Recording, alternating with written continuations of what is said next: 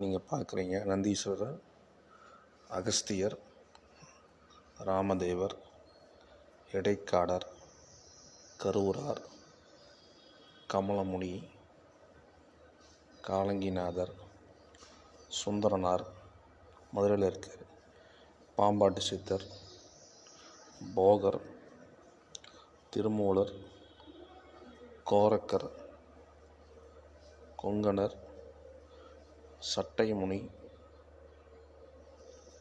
புலிப்பாணி, குதம்பை சித்தர், தன்வந்திரி, பதஞ்சலி. ஸோ இந்த 18 சித்தர்கள்.